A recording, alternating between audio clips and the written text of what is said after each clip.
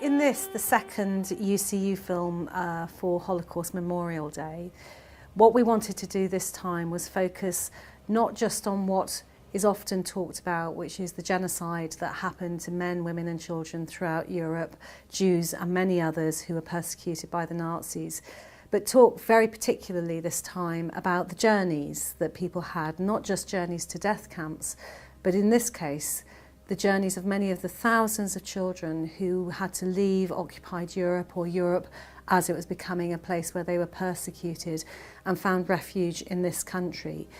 But the journey of one child back in the 1930s and the 1940s to escape prosecution, the journey that they had away from their parents is exactly the same as many refugees feel today. So we hope you will watch this film, and we're very proud as UCU that we have brought it to you. Hitler gains legal authority for dictatorship in March 1933. He calls for the boycott of Jewish businesses. Jews are prohibited from working in government offices and civil service positions, and a nationwide anti-Semitic campaign begins. The Nuremberg Laws, introduced in September 1935, are a major step by the Nazis to clarify racial policy and remove all Jewish influences from Aryan society. German Jews are stripped of their citizenship, and marriage between Germans and Jews is forbidden. On the nights of November 9th and 10th, 1938, the Nazis carried out a systematic program of vandalism against the Jews. Taken from their homes, Jews were forced to stand and watch their properties being burnt to the ground. The night became known as Kristallnacht, so called because of the smashed glass which covered the streets from the shops which were looted. It is often referred to as the beginning of the Holocaust.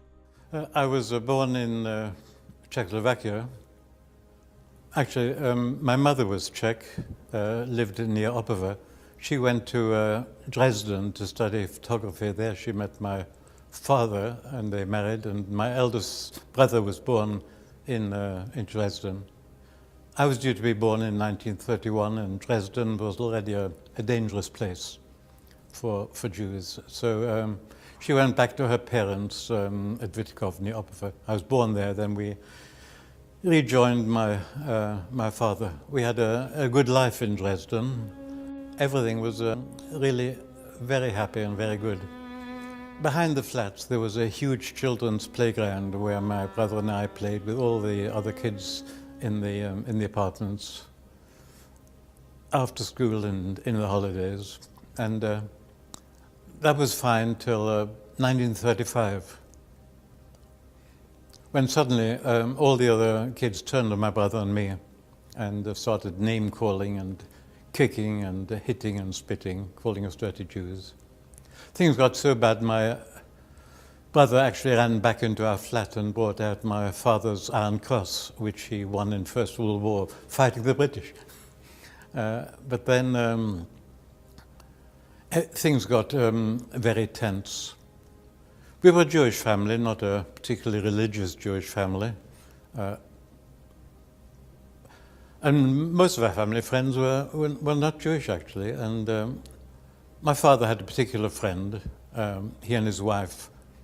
They had two boys the same age as me. We used to meet at their lovely big house quite often to play. And then quite suddenly one day, those two boys turned on my brother and me also. And my father's best friend joined the SS. So things got even more tense. I was born in Berlin in 1935. I was only 4 when I came to England, so I can't remember a lot. But I have snatches of memory in Germany with my brother and my parents. We lived in a flat in Berlin. I remember visiting my grandmother, my dad's mum, the one that everybody says I look like. But I spent a lot of time with my other grandmother. My mother's family were Christian, whereas my dad's family were Jewish.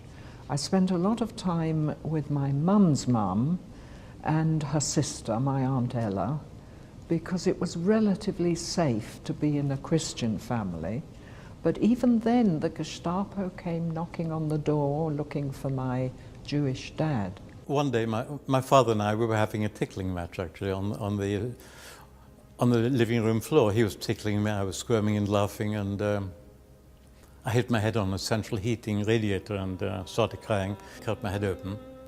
And he took me to our family doctor. I remember him taking one look at this cut and he said, "Oh, that needs a stitch." And then he added, "But I don't stitch Jews." I was born in Prague. My family lived in Prague. We were fairly comfortably off, I think, insofar as one can judge that as a 5-year-old or a 6-year-old. And then came the day when the Nazis, when the Germans occupied Prague early in 1939. My father disappeared immediately. My father was Jewish and my mother wasn't. That's the complication. My father disappeared immediately and hot-footed to England before they closed the frontiers. He'd said to his cousins, if the Nazis come off, and they said no, we'll take our chance. And in 1942, the Gestapo came for them, and that was the end of them. So he wasn't political, and he died when I was quite young. So I never had a chance to talk to him about what made him go, given that a lot of the Jews of Central Europe waited for things to happen with a sort of a sense of fatalism, and it's hard to understand why they made it so easy for the Nazis. Fear. We had to tear the picture of President Beneš, I was my first year at school, tear the picture of President Beneš out of our school books and stick in a picture of Hitler. And there were German soldiers everywhere. And clearly my mother was tense because of my father gone, and there was an air of uncertainty. I did not understand what was happening. I was aware there were big changes, that the German army was everywhere. And then my mother said she was going to get me to join my father.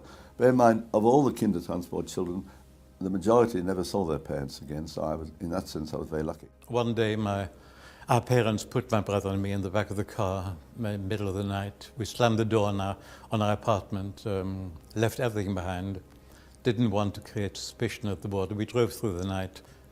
Because we weren't carrying much, we got across the border into Czechoslovakia, and we were safe there, back in my grandparents' lovely house. And I remember the German army, the cavalry, the infantry, the tanks, everything just marching through our village, our car being confiscated.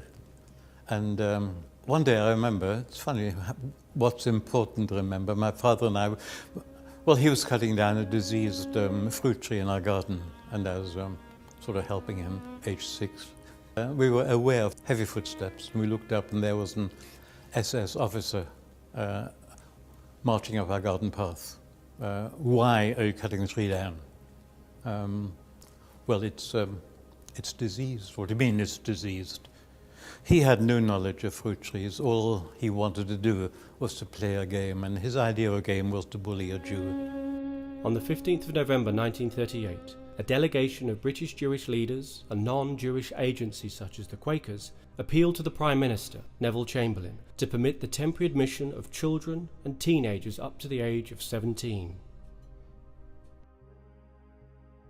Otto Schiff, founder of the Jewish Refugee Committee and leader of the delegation, agreed to find homes for all of the children and promised to fund the operation, ensuring that none of the refugees would become a financial burden on the public. In an appeal to Parliament, Foreign Minister Sir Samuel Hoare said, "Here is a chance of taking the young generation of a great people. Here is a chance of mitigating to some extent the terrible suffering of their parents and their friends." On the 25th of November 1938, a BBC radio broadcast was transmitted appealing for foster homes to house refugee children.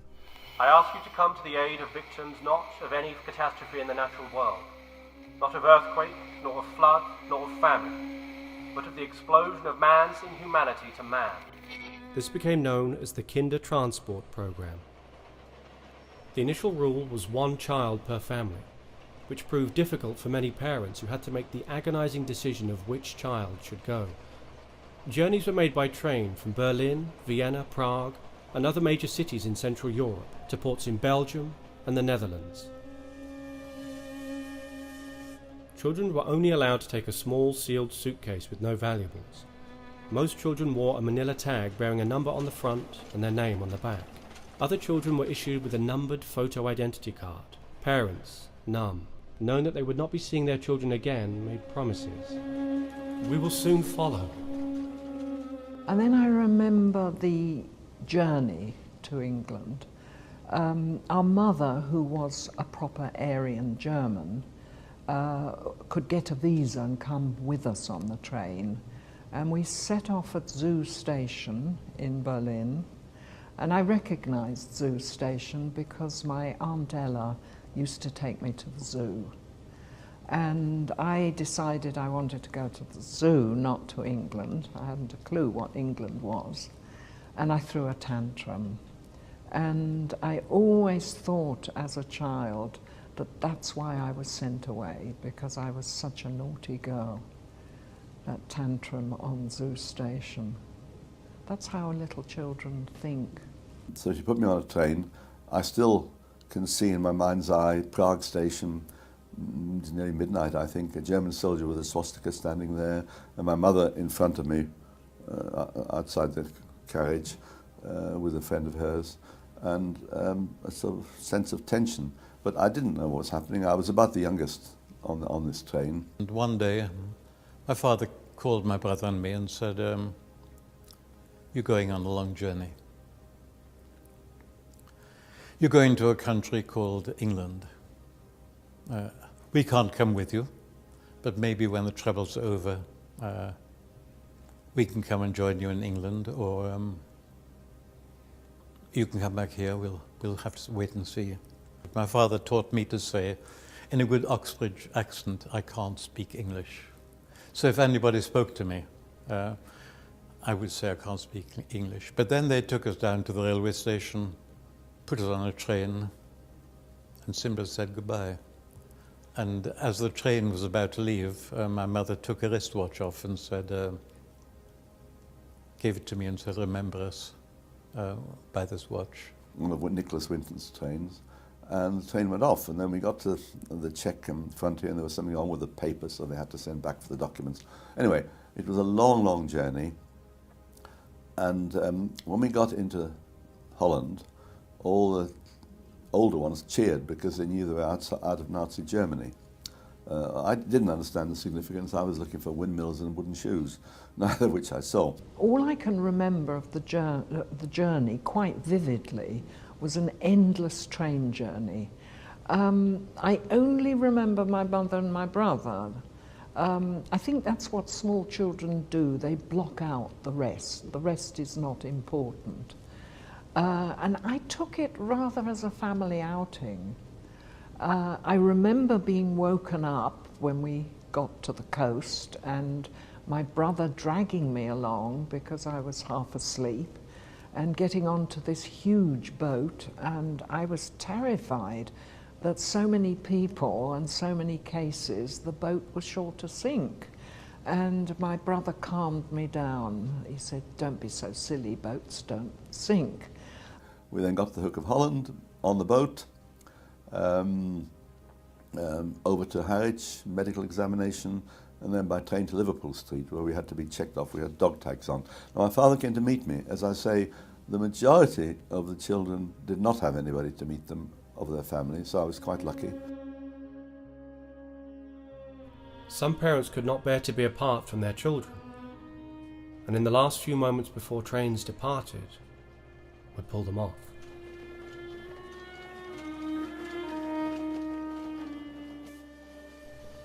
The first Kindertransport left Berlin on December 1st, 1938, bound for the Netherlands. 200 children arrived in Harwich the following day from a Jewish orphanage in Berlin that had been destroyed in the Kristallnacht pogrom. The last transport from Germany left on September 1st, 1939, just as World War II began. The majority of children were taken to London Liverpool Street Station, where they were met by their foster families. Those children without sponsors were housed in temporary accommodation. At Liverpool Street Station, we were met by a very lovely lady who, at the station there were just groups of English people mixing in amongst the several hundred children that got off the train. We had a name and number on our necks, and they were looking for a name and a number. And when they found us, they simply signed us out and took us to their home while we were in London. And this was my first taste of England. One of the things that impressed me, I mean, I was quite bewildered. I'd had a backpack with food my mother had packed, and I'd eaten none of it in 2 days travelling. Obviously, I must have been a bit traumatised because I didn't eat it. Anyway, that's only what I discovered when my father said to me, "You've eaten none of the food." No, I remember in London being very frightened of the double-decker buses and saying to my brother, "Why do the English paint their buses red, the colour of blood?" And my brother saying to me, he must have said it in German, of course, "Don't be so silly, you've got to get used to it. We're in England now, and everybody in England is mad." And because he said it so calmly, it satisfied me. First thing that I saw which frightened me was a double-decker bus, which was bound to turn over. I'd never seen anything as high as a double-decker bus before. Then we got a train to Sheffield. Aunt Vera, as I learned to call her, took us to her home with Uncle Les. And the first thing I saw when we got into the house was an open fire in a fireplace, coal fire in a fireplace. I remember I thought the house was on fire because I'd never seen a combustion stove before. Then going to bed, these sheets and blankets. I didn't know which layer to get into. Inconsequential, but they are my first memories of this country. And the other thing that impressed me was, having seen the might of the German army going through Prague, I saw there were women, was it ATS or Women's Royal Army? Anyway, the women marching, and I was really impressed. Women were in the army in Britain. You know, I'd sort of used to all the German soldiers, and there it was. This is what this is how a 6-year-old sees it. As long as my brother didn't get upset, everything must be all right. That's very, very important. It must have been a terrible strain on Martin, but the last words of our parents to him were, "Look after your little sister." So he had a job to do, which kept him in touch with his parents in his mind, and that was very important. In 1946, my brother and I received a big International Red Cross parcel. We opened it, and there were all our family photograph albums. Somebody had been into our house, found the albums, decided they were important to somebody, must have given them to the International Red Cross and said, "Find the owner." And the owner found us. And we have these 3 wonderful photograph albums. And with the albums, there was a letter. I'd like to read just an English translation, or F translation. My mother wrote, "Dear boys, when you receive this letter, the war will be over. We won't be able to send it earlier. We want to say farewell to you, who were our dearest possession in the world. And only for a short time were we able to keep you. Fate has not left us for months now. In January 1942, the violets were taken. And we still didn't know where to, and we don't know whether they're still alive. In June, Grandmother Betty. In September, Aunt Marion, Uncle Willie and Polly. In October, your Steiner grandparents. In November, your 90-year-old great-grandmother. In December, it will be our turn. And the time has therefore come for us to turn to you again and to ask you to become good men and think of the years we were happy together. We are going into the unknown. Not a word is to be heard from those already taken. Thank those who've kept you from a similar fate. You took, of course, a piece of your poor parents' hearts with you when we decided to give you away. Give our thanks and gratitude to all who are good to you. And then Father added, your dear mother has told you about the hard fate of all our loved ones. We too will not be spared, and we will go bravely into the unknown with the hope that we shall yet see you again when God wills. Don't forget us and be good. I too thank all the good people who have accepted you so nobly.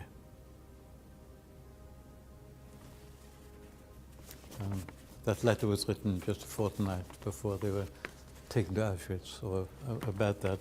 It's interesting that they say in December it will be our turn. They must have, they were living in a Czech village, and we get this picture of Jews just being dragged off willy-nilly. They must have been given some notice. In a couple of weeks, we're coming to get you. Don't try and hide. It's too late. There is something so cold and organized a way about the way the Nazis did this. At the time, I think I had the feeling that if evil men in politics can do these things, maybe other people in politics can reverse the process. And I think I was well treated by this country.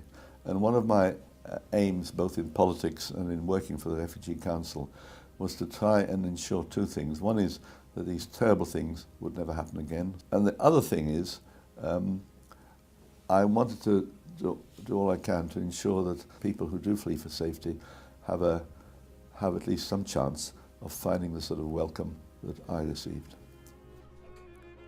The Kindertransport program brought 10,000 children, some 7,500 of them Jewish, from Nazi-occupied Europe to Great Britain. If it were not for the many individuals and organizations involved, it would not have succeeded. They were not asked, nor were they called, but often at great personal risk to themselves, they gave hope to the children and the families they left behind. It is important to remember that more than 1.2 million Jewish children and tens of thousands of Roma and disabled children were murdered. Those who helped included Irina Sendler, saved the lives of 2,500 children in the Warsaw Ghetto. Every child saved with my help is the justification of my existence, and not a title to glory. Dr. Rabbi Solomon Schoenfeld organized the evacuation of close to 1,000 children, finding Orthodox homes for them in the UK. Wilfred B. Israel is credited with saving the lives of his 700 Jewish employees, as well as the lives of many children who travelled on the Kindertransport.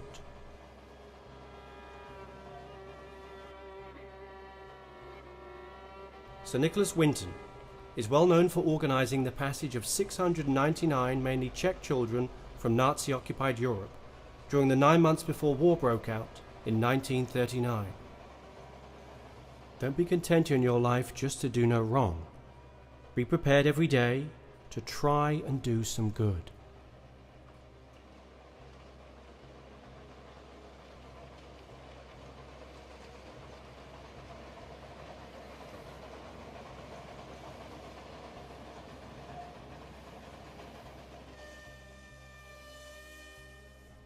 Holocaust Memorial Day, 27th of January.